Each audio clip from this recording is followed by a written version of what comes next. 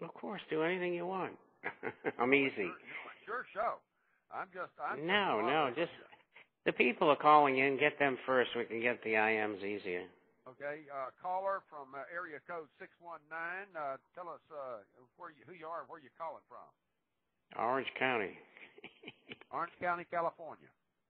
You're on the air. Yeah, hi, Bob. This is Scott, actually from San Diego. Can you hear me? Yes, I can hear you. Okay. Now, I just wanted to mention it's a august privilege to speak to yourself and to Drew, fellow Marine. Bob, where do you see the special drawing rights going? And do you anticipate any countries that could actually be going belly up anytime soon?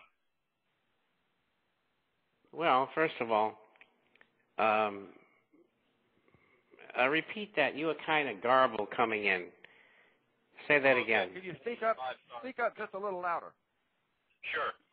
You know, with the special drawing rights for that the IMF set up, I'm wondering when we're going to see a cascading effect with a lot of the economies from the different global economies that are going to be taking advantage of the special drawing rights. Well, to answer that question, the problem with special drawing rights, which have been around for 50 years, they're not backed by anything. They're created out of thin air by the IMF, and they represent nothing more than the same as the dollar or the yuan or whatever. And they're being used because the Chinese want to get out of the dollar. And they think by going into SDRs that they'll be safer. And it will allow them to get rid of 35 or 40% of their dollar holdings, which the IMF will take from them and use in these different countries where they need help. And so the Chinese will have SDRs, which to me are worthless, but they'll be out of dollars, and that's what they want to be. The SDR is never going to be sitting in somebody's pocket. They just use between countries. And in trying to use them before, they were very, very unsuccessful. That's why they haven't been used since the late 1960s, early 70s. So I don't think that's going to be a factor. I think it's kind of a accommodation to the Chinese, who's probably saying, "Look, get us out of the dollar." And they have bought gold, but they haven't bought much. Now, if the IMF sells gold, I would assume that the Chinese would often take all of it. But I don't think they probably would allow them to take all of it, but because there are other buyers waiting in line as well. So any sale by the IMF of gold will never reach the exchanges.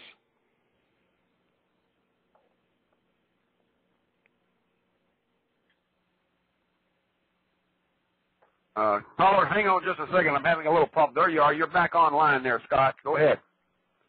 Okay, no, that was pretty much it. I just wanted to see if we had a time frame when it's going to go more global, and when some of these things are going to, what the next paradigm is going to be, and when some of these things are going to take place.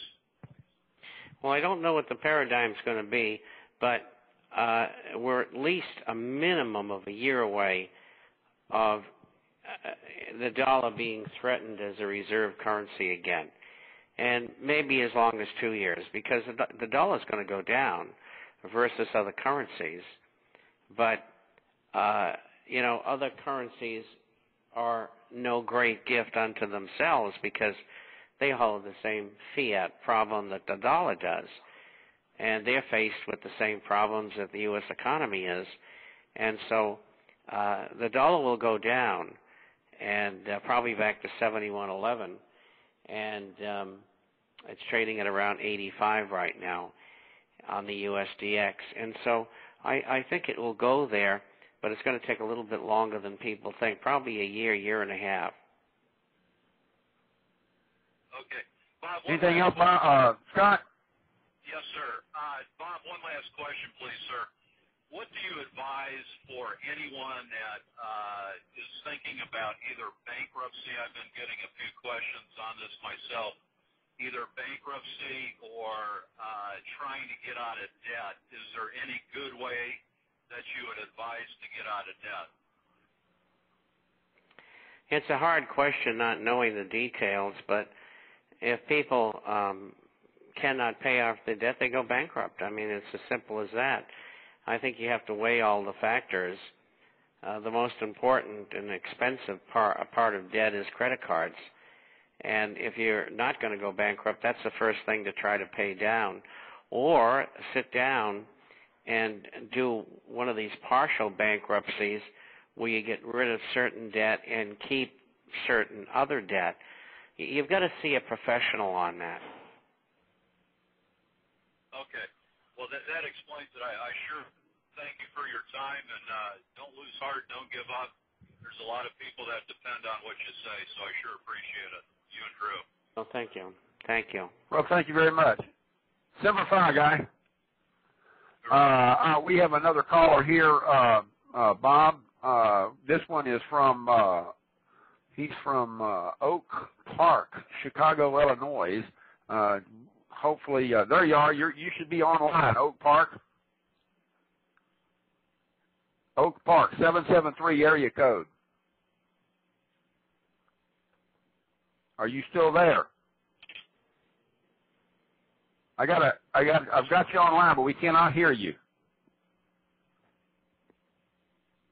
He may be listening, and he doesn't realize there's a delay, Bob. So we'll leave him there for a few seconds and see if he comes in. I got an IM here from also from San Diego metro area, and the question to you, Bob, is that today the word is out that the largest retailer for malls in the United States is declaring bankruptcy, and there's a company in Australia that's looking to buy these malls that are some parts of these shareholders. The question is this going to be a benefit for America, or is this just a trading off to keep the false debt forward?